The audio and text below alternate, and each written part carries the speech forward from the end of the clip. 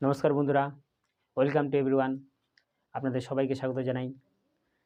তো শুরু করব আজকে আর্টিকেলের দ্বিতীয় পার্টের ক্লাস। তো আপনারা হয়তো সুস্থ আছেন, ভালো আছেন, তো মনোযোগ দিয়ে শুনবা। তো নোট করো বিষয়গুলো। তো এর আগে আমরা শিখেছি যে এ আর এনের দির ব্যবহার।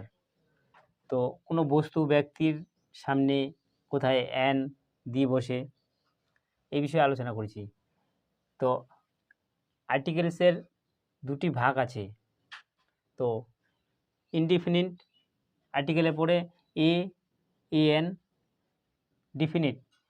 ডিফিনিটে পড়ে দি। তো আমরা আজকে দ্বিতীয় পার্টে মনে রাখা প্রয়োজন, কি মনে রাখা প্রয়োজন, তো কোথায় কোথায় আর্টিকেলের ব্যবহার হয় সেটা জানব। যে কোনো একটি প্রাণী বা বস্তু বোঝালে তার আগে একটি প্রাণী বা বস্তু, মনে রাখতে হবে একটি প্রাণী বা বস্তু বোঝালে তার আগে এন বসে। বোঝা গেল? তো একটি বলছে এখানে, একটি। দ্বিতীয়তে বলছে যে কোনো একটি একটা নির্দিষ্ট প্রাণী বা বস্তু বোঝালে, নির্দিষ্ট এটা, তো তার আগে দি বসে।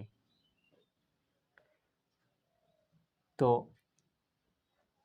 এন এর ব্যবহারটা জানবো আমরা, কোথায় কোথায় বসে। তো সব কিছুর সিস্টেম অনুযায়ী কাজ হয়।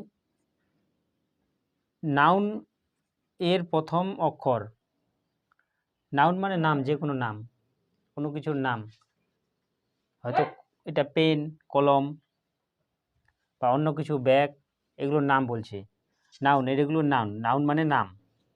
নাউনের প্রথম অক্ষর যদি কনসোনেন্ট হয় হলে তার আগে এ বসে। তো কনসোনেন্ট জানতে হবে, ভয়েল পাঁচটি আমাদের, A E I O U. A E I O U এগুলো আমাদের ভয়েল। তো এগুলো বাদ দিয়ে যা থাকবে আমাদের বি, সি, যা কিছু থাকবে এগুলো হচ্ছে কনসোনেন্ট। তো এই দুইটা জিনিস মনে রাখতে হবে শুধু। তো কনসোনেন্টের বেলায় শুধু সামনে কোনো নামের আগে এ বসবে, এ বা এ বসবে শুধু। তারপর এনটা কোথায় বসবে?